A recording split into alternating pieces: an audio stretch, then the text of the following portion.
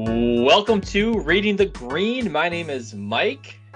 Kyle for the Express Pod on a Tuesday afternoon. A little bit early. Definitely after the workday, but before normal recording time.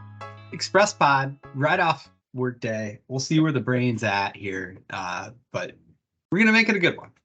I think we are. I actually prepared a really fun bit that we'll get to here in a few minutes. But you'll get all the normal parts of the show. It's Tuesday, June 20th. We have coming off the U.S. Open, so we'll have our recap.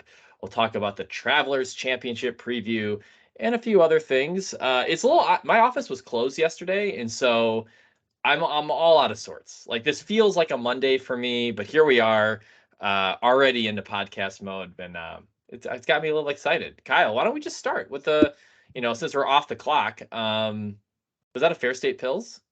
Fair State Pills. Reason we're recording earlier, and thank you, Mike, for cooperating with me in my schedule. Of course. Is going to the Twins game tonight. So, and it's 5 o'clock. Don't need to go start off with a big IPA. So go to a little later. Fair State Pills. Go to. Boom. Well, I guess I had the same thought, except I took Black Cherry High Noon. No nooners in my fridge.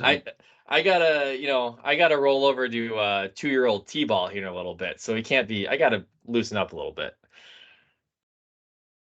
All right, let's start off with this. I really wanted to share this story. And I put a little bit out on Twitter. I didn't get any bites from Monday Q Info, but this is a Monday Q Info-ish story. So yesterday my office was closed. I had a few hours in the morning before I was going to take the kids to do something, and I decided just to go see if I could get out on one of the local tracks, public tracks around here, because most clubs are closed on Mondays too. I actually found it very difficult to get a tee time literally anywhere in the Metro Twin Cities, because all the nicer public courses all had outside events. Private courses are closed for maintenance, etc. And so I head on over. I say, hey, I'm going to be here for like 2 hours. I'm going to practice. If I can get out, can you get me out? And the guy says, well, we have a state open qualifier going on this morning. And I was like, oh, that's kind of cool. I actually saw one of the buddies from my old club making the turn. He ended up making the cut. So state open in Minnesota, it attracts a lot of the professional and amateur golfers. Yesterday's number, 80 spots, or 80 players, 10 spots. You needed even par to make the cut on the number. And so it's pretty competitive. That number's come down too. Like, when I was playing in this stuff, 2-3 over was usually good enough. And so I just can't believe like how good the kids are these days. And it makes me just totally obsolete when it comes to the amateur golf circuit. But not the point. The point is, I'm on the range and I hear some clapping over by the 18th green. And I just kind of like look over, and there's kind of a bit of a crowd, and someone kind of pats the kid on the back and says, oh man, what a great job out there. What'd you end up shooting? And the kid goes, well, it was 109, but I feel pretty good about that. That was my first time out on like a tough course from the tips, so I feel good. 109? So there's no sort of qualification to get in this, right? Usually there is you see this. Monday Q Info puts out like the U.S. Open qualifier bits and all that. At least in Minnesota, state amateur tournaments, I think, have a 6.4 index requirement. It's possible that the state open does not, but I went to look at the leaderboard then, because I was like, oh my God, like this can't. I must have like misunderstood something, but there he was, plus 37, a 109. The next closest competitor finished with an 87, which, if you're a young 5 handicap kid, 87's in the cards if it's a tough environment, but 109, you are clearly not trying to compete. No. I should challenge that guy to a match. I guess my point is, so that it costs $150 to do a state open qualifier. A round at this course is probably $55. And so it's obviously the qualifiers are a revenue generating mechanism. In fact, I talked to someone for the MGA a couple years ago, and he said, we're going to crappier and crappier golf courses for qualifiers because the cut that we get then on the qualifier revenue from the signups is higher, because I have to pay lower greens fees for the participants. So it is a revenue generating model, but $150 to go shoot 109, finish and last by 22 strokes. Like, I don't really get it. Like, maybe there's some inspiring backstory of like, this kid's recovering from an accident or something and he's out there grinding, but I don't know. I just think he's not very good at economics, and he thinks he's going to get to go play a great course, and it's like, oh, $150, not realizing he could play it for 50. Yeah, I don't know. Yeah, well, the State Open is going to be at Jordan's Club this year, actually. So I thought that was kind of a cool tie-in too. But I thought maybe Monday Q Info would want to go investigate why people are shooting 109 State Open qualifiers. Honestly, where my golf game is right now, I don't know that I would do much better than that. Kind of nervous. I have a round coming tomorrow for an event. We'll see. It's I'm nervous about it. The official events and me just don't really mix. So I understand. We'll work on that. You'll come to my my school of golf mental game management. All right, sign me up. Okay. I want to take you through now. We'll talk about the US Open, but like we did for the PG, I was trying to make this a little more official because I like to do the wheel of discussion topics just so we don't try to drain everything. Yep. So I have that prepared for you, but it's going to be even be a little more visual. I think you'll find this fun. Would you like to start with that, or would you like to give an opening statement on the US Open? No, let's start with it. I don't want to. Right. I don't want to suck any venom out of any of your topics. All right. We'll try to just spend. We'll try to hit like 3 or 4 of these. But here we go. There's the wheel. It's a real wheel. There are 11 topics on there, 9 topics on there, something like that. I'm going to spin it, and you'll get to talk about wherever it lands. Here we go. There's some good ones on here. I'll try to explain. So for the people that are listening, here we go. Landing on whiny babies. Okay. Did you hear some whiny? I'm prepped on some of these. I don't know if I'm prepped on whiny babies. Did you hear some of the whining? It's hard to call it whining. I think some of the players are trying to be as diplomatic as possible in their whining. But did you hear Brooks, Fitzpatrick, even Hovland kind of whining about the course? What's your take? Yeah, and I don't know if you listened to any of the No Laying Up pods. They did nightly pods Thursday, Friday, Saturday, Sunday after the round. Got a little bit of several of those, and I know we'll get into the course here potentially as well. But I think their greater point was you can't go anywhere. In a U.S. Open, new time at any course, there's going to be people that complain. And like Brooks's complaints, like it's not all that different than Aaron Hill's, right? Where he won. Yeah, but he won. So, yeah.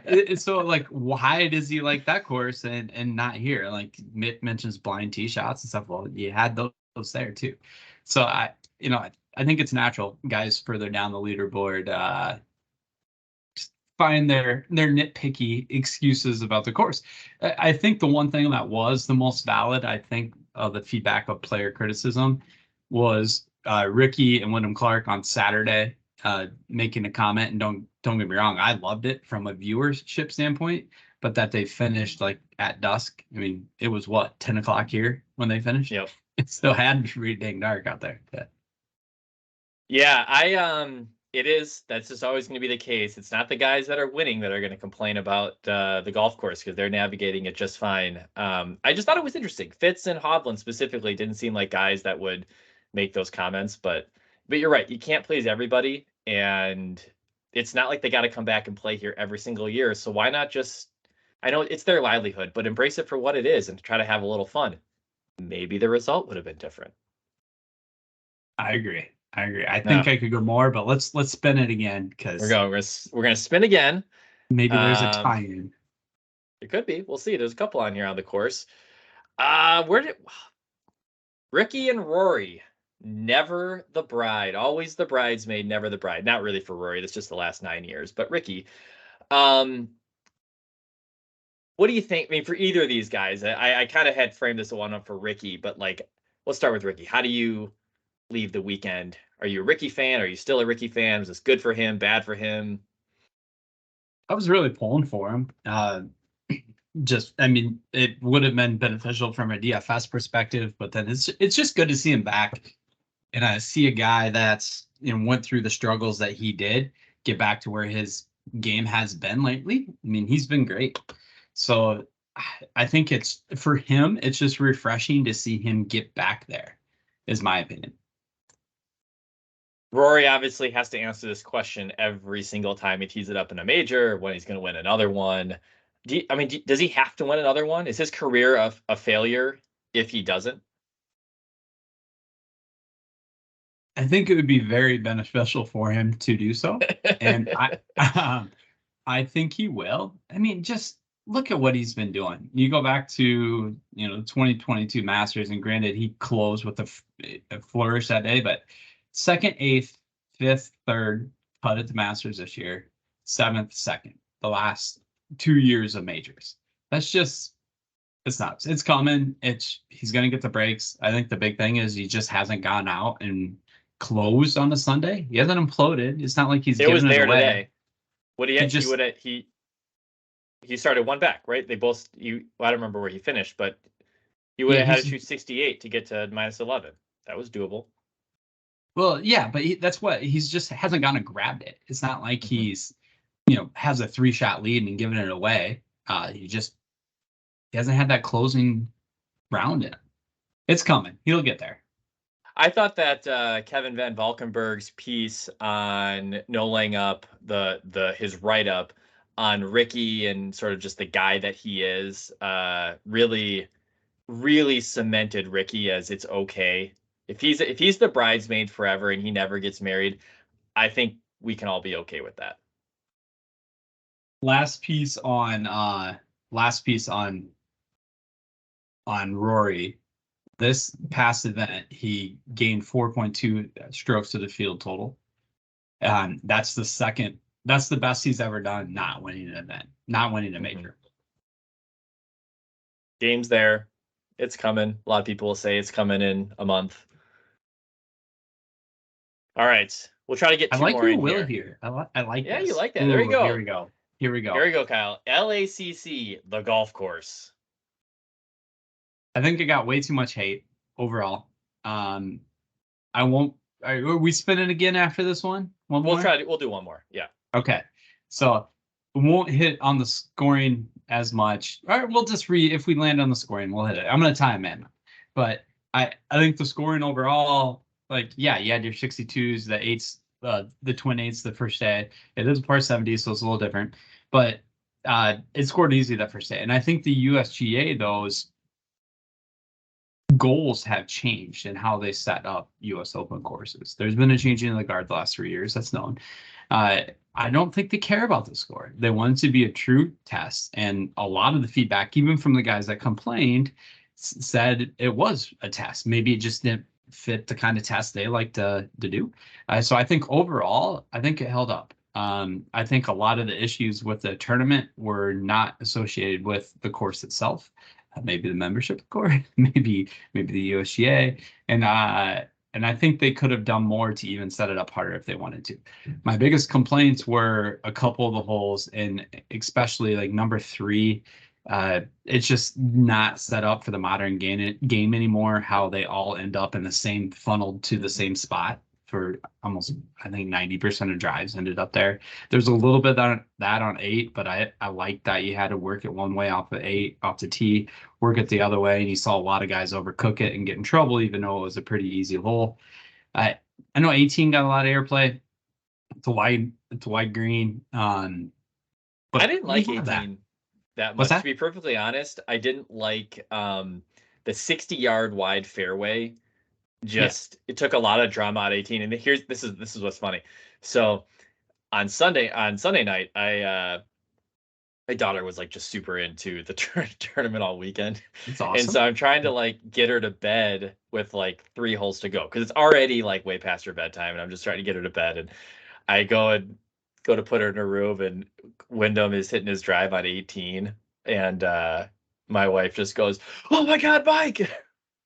Because he hit this huge like cut, right? It looked awful.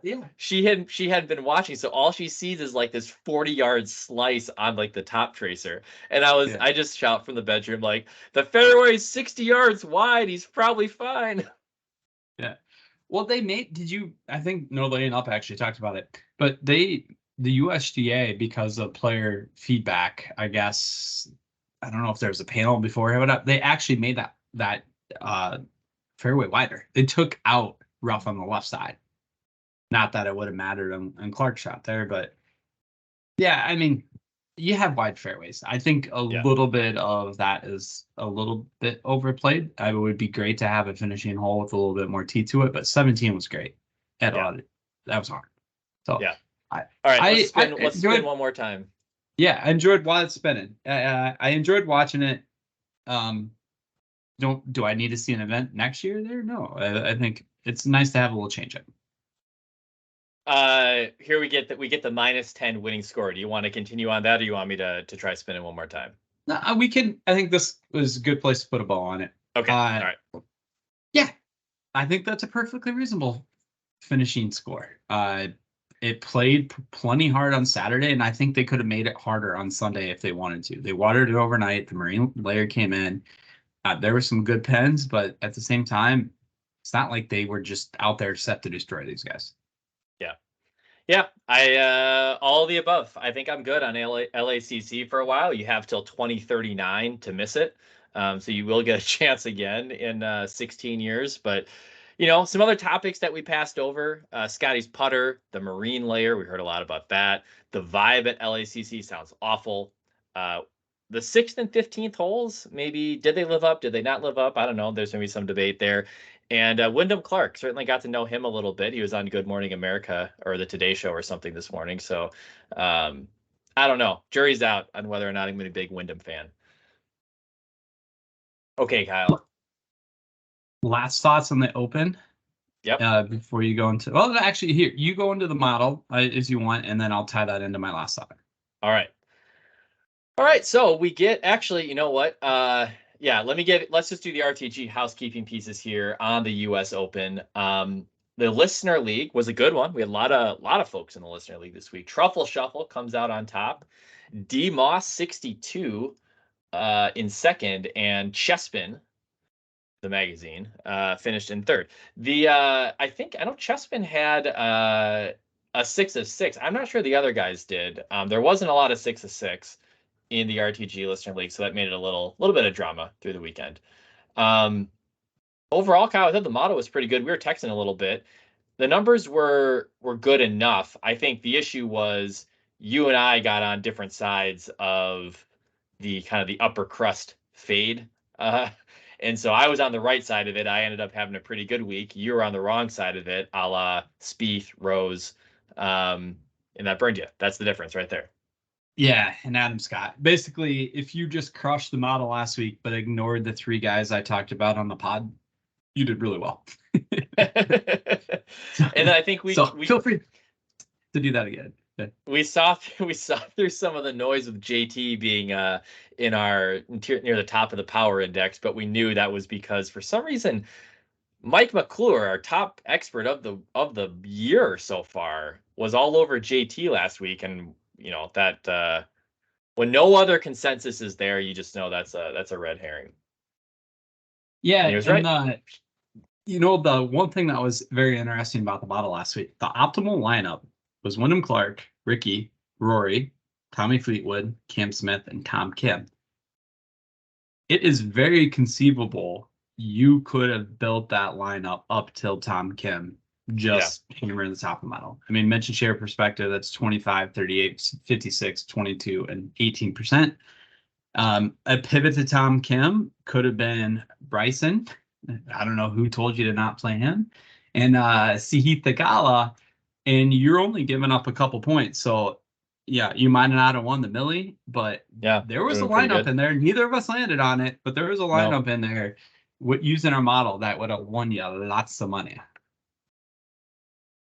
Austin Eckroat ends up being the gutsiest play mentioned by Chris Durrell over at Daily Fantasy Sports Rankings. Our top article, Pat James, who has been sort of out of commission with DFS plays in a while. Can we even award him the top spot? Did he have DFS plays this week, or were those kind of hybrid betting card DFS?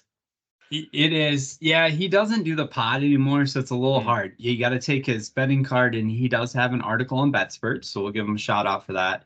which he releases his model and then gives a little bit of narrative to who he likes. But it's not as clear cut as like, here's the DFS guys I'm hammering. So. Sure. Well, good stuff from Pat this week, and nice to have him back in our fold. Like I said, pretty good numbers on the model. Mentioned share, power index wise. Looking to kind of continue to roll forward some good trends. One and done, Kyle. Do you have that up? I do. We have a new leader. Champles is in the lead. He overtook Derek Howard by 13,000. I don't remember who he took last week. We had three people go with Scotty to get a good chunk. Champles was on Cam Smith, so rode the coattails of that great Sunday. We had one Fleetwood pick, a ton of Rom picks, a ton of Koepka picks, as you can expect. Can't lay. And at the very bottom, I took Jordan Spieth, and that cost me. And we also had a Max Homa mess too. But Champles in the lead, Derek Howard second, Jacob King, all real tight for the top three. Then a little bit of a gap, but a lot of people still battling for the 4th through 5th spots. Continues to be tough for us. But yeah, I'm not. We push on. All right. Well, to get another crack at it at the Travelers, which is this week, which is an elevated event following a major, which is nice because you get to see a lot of these guys continue on. We'll get another stacked field.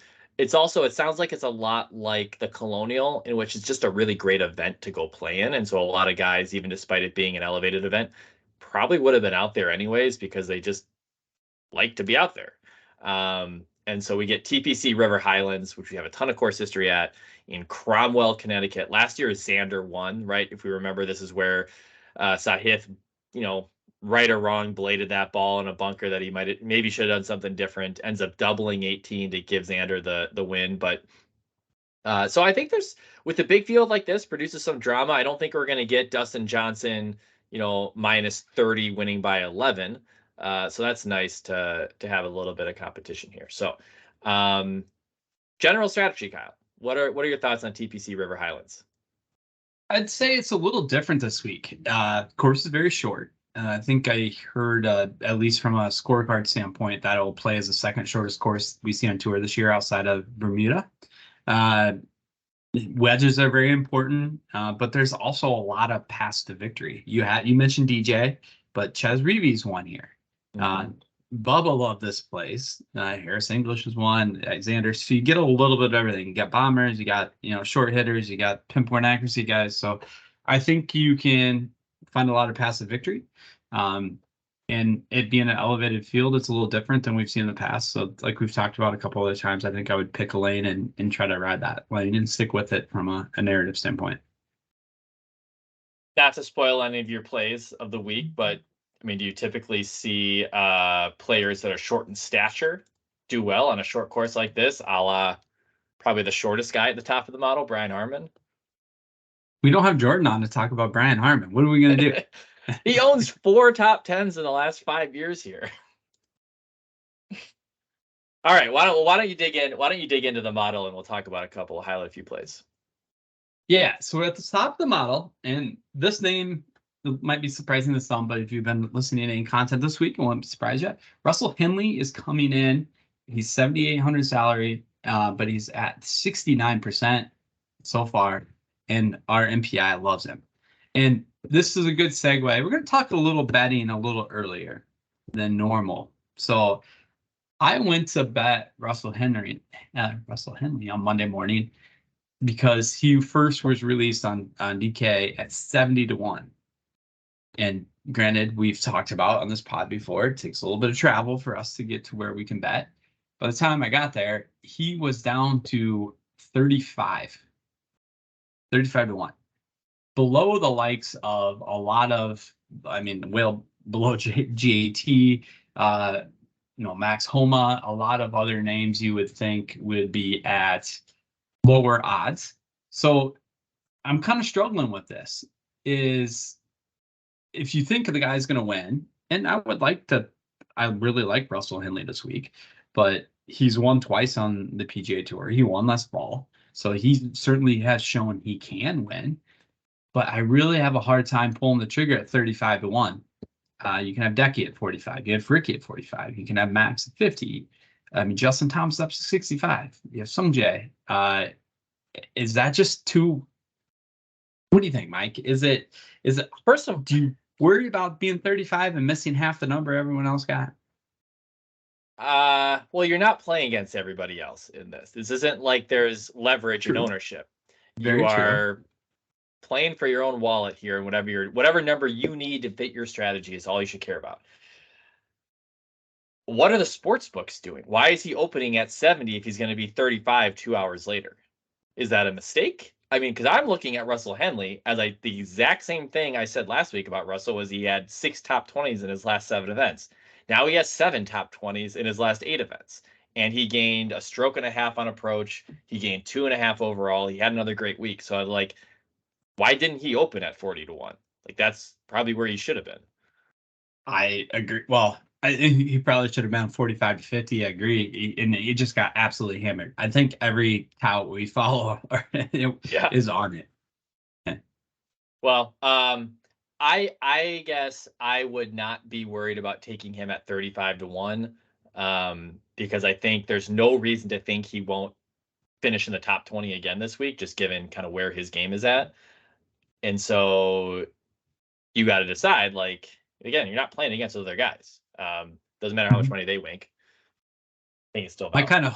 My hope here is just kind of letting it ride for a day or so and hoping he at least slides back up to 40 because he's not going to go below 35, I'd hope. No.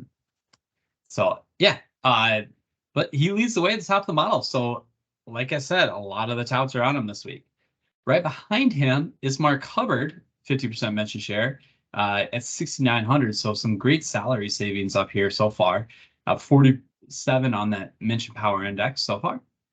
Next two in the 45% range is Patrick Cantlay at 10.2 and Chez Reavie, who we mentioned as a past champion, $6,700. So those are the top 4 on the board so far, Mike. I already mentioned I'm very interested in Henley. We'll be playing Henley. What are you thinking? Well, I gotta think that Scotty at 11.5 still feels like a bit of a bargain. We didn't talk about it on the wheel, but his putter is an absolute anomaly. And I don't know.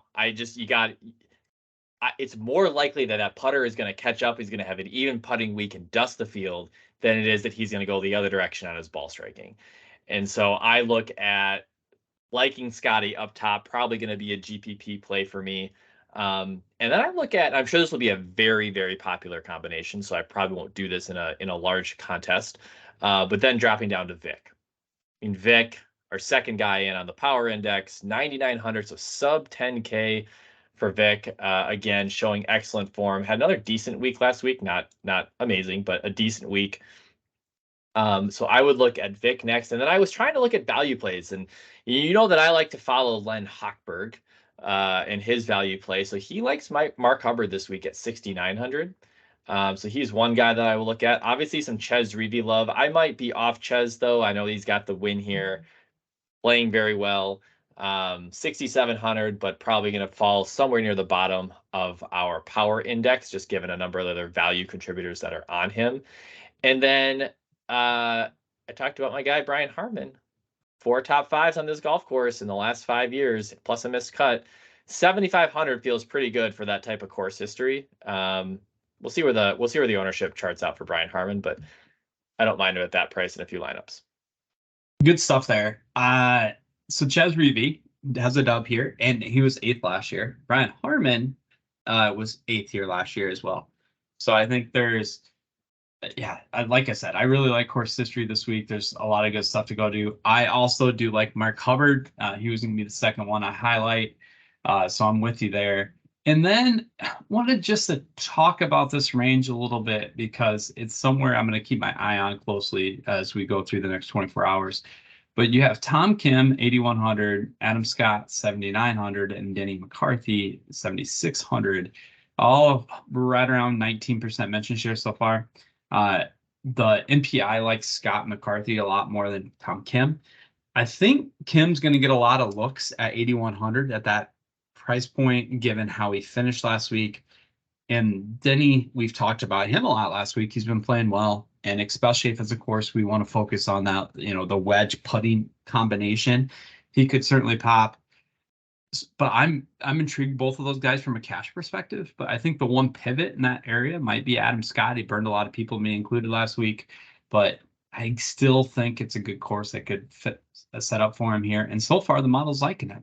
And he has Spencer over at Rotoballer highlighted him because of that exact reason.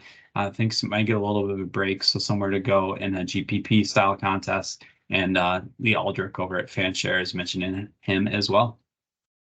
Fantastic price for Adam Scott, 7,900. I think that's he's a guy that could, he can break any field. Certainly has the game to be consistent enough to play to a top 10 here, and so certainly a bargain at 7,900. Kyle, do you think that our approach generally lends itself to 10K plays and then 10Ks and sevens and 10, 9, and 7? Like, I feel like we don't get a lot of 8K plays that rise up near the top, and that's probably because the expert community focuses a lot on which stud are you going to take, and if you take these studs, then you got to go and take this value. And so the 8K from a kind of expert pool standpoint, which is what we model, just kind of gets lost. So I like trying to figure out week to week who you think the best 8K play is going to be, because you could probably get them 10% or less owned, which I know you'd love to talk about. Yeah, and I like that approach, especially in an elevated field event. I think the 8K gets a little dicey and some of the off weeks. Great point. But naturally, you pivot to your point. Like last week, what won was nines, upper nines, and then sevens. But those low sevens, there's always a lot of value, and I think it's a lot of times it's where a model does highlight as well. I really tried to commit last week to in cash contests to kind of pulling off the top of the model, knowing that you can win a cash contest with the right 9 and 8K picks as you're going in position. And so that'll be something I'm focused on again this week. Something else we did focus on, Mike. We didn't tell them yet, but we did dupe lineups in different contests. But Mike and I co-built a lineup using 5 model plays and then one pivot with a contributor that has been very hot.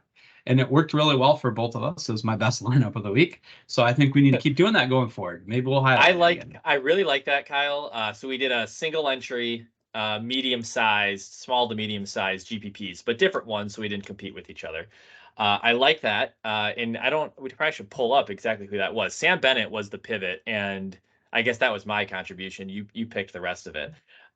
It worked out really well. The problem was, and this is what made me almost quit DFS on Saturday, which I'm probably going to do every week from now on, was Sam Bennett shooting 79 on Saturday when you have 6 of 6 in a single entry contest when only less than 10% of the entries have 6 of 6 lineups. So that thing should have been running to the top of the leaderboard, and it was not. Well, then Ricky on Sunday, but we keep setting ourselves up for that. Sam Bennett's shown that he can hang, but he's ejected at least, I guess, the Masters in there. So we'll get there. We'll get there. I know this is the Express Pod, so let's hit tiers, name game, and betting card. Ooh, tiers. Not gonna lie, kind of winging this one this week. Stop. John Rahm, Scotty, and Rory all in tier 1. And good luck picking between there. But the one that's really highlighted so far for us with the model is tier 2. We have Victor Hovland. He's coming in. We didn't talk about him yet, but 99 salary, 32% mention share. Our MPI really likes him. So that's the current lean in tier 2 from a MPI standpoint. But Patrick Cantlay is getting more love with a 44% on the mention share. Xander's there, Tony Finau's there, so it's going to be a tough decision. I think you're going to have pretty spread ownership, but the MPI likes Victor Hovland so far. I'd get behind that. I know he was one of my picks, but I get behind that here. All right, name game. Kyle, I won again. I even got last pick. You guys designed the game, gave me last pick, and I won the Hollywood version behind Cameron Diaz and Andrew Savoda. Which I thought was interesting was we all had one player make the cut and one player miss the cut.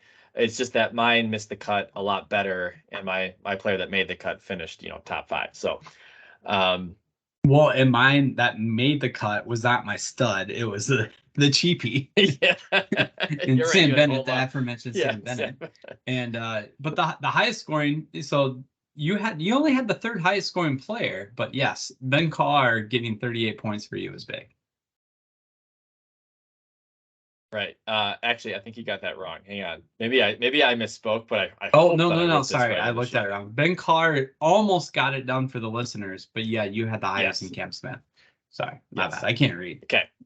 No problem. Here we go. So, in effort to keep this tight, we quickly put together a name game, which, Kyle, you mentioned that the Travelers Championship likes to invite some of the top amateurs and or maybe some of the top professionals that just recently turned professional. Probably these exemptions were probably dished out a while ago, which is why we see Ludwig Aberg in the field along with Sam Bennett, both professionals, followed by Michael Thorbjornsen, who is an amateur, as well as Benjamin James. So we thought maybe we could just pick one of these guys, but I promptly pointed out that it's not fair that Aberg's going for $7,400 this week, Benjamin James only for $6,100, and you guys are probably going to stick me with them because I've closed the gap to 1 point. So great suggestion, Kyle, to throw a stud in each of those lineups to just try to even things out. So total points among the teams of Ludwig Aberg and Xander Schauffele, Sam Bennett, John Rahm, Michael Thorbjornsen, Rory McIlroy, and Benjamin James and Scotty Scheffler. Now, Kyle, did you finish in last week? I did. Max missing the cut really hurt. Why don't you take your pick? I'm going Team Michael. He finished 4th here last year. Did you know that? I do recall that he was in play, but I don't remember it being 4th. That's insane. Yeah, he's 15 under. Right ahead of Hadley, another. There were some names at the top of the leaderboard last year, man. You had William, you had Dirt McGirt. Yeah. Party Marty, Nick Hardy. It was it's interesting. But yeah, anyway. Yeah. That's not going to happen this week. Elevated events always pull the names to the top. So that being said, who do you think we should give Jordan?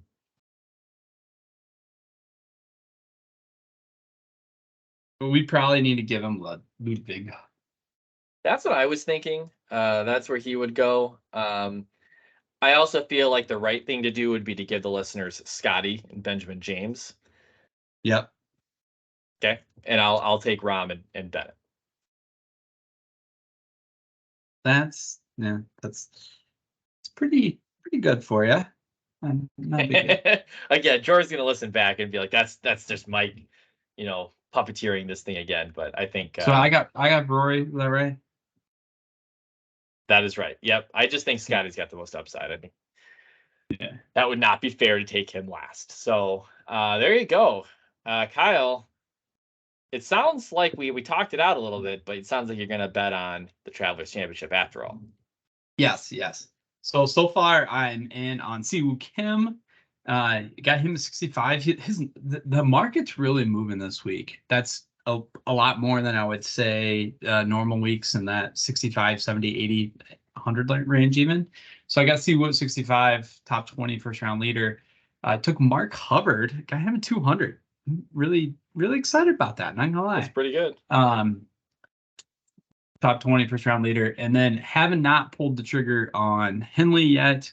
Hopefully that creeps back up to 40 and I'll get there. I also looked at Fleetwood, but he was at 35, and by the time I got to it, he was down to 22. That's creeped back up to 28. So I'm keeping my eye on that one. If it gets back into the 30s, I'm hoping it gets back in the 30s. Probably gonna take it. But hoping it gets back in the 30s. And then I'll probably fire about one more, like I normally do. Have 5 guys kind of swimming around some of those studs that have really been struggling that are just falling down the board. Like if JT, I get him at 65, he falls all the way to 70. It's an auto bet. It is. Yeah, I might just do it because I can say I hit JT at 70 if somehow it happens. But he was awful last week. So for sure. Yeah. All right. Well, good stuff, Kyle. Thank you for entertaining me and your responses on the wheel. Hopefully, we got all your thoughts out on the U.S. Open. Of course, you can find our show every Wednesday morning on your favorite podcast platform, YouTube, Reading the Green, Twitter content all week at RTG Podcast DFS. We'll be back in a week to talk about the Travelers. And Kyle, what tournament comes after the Travelers? I don't even know. Is it the Scottish Open yet? I don't know. We'll figure it out. We got a week. See ya.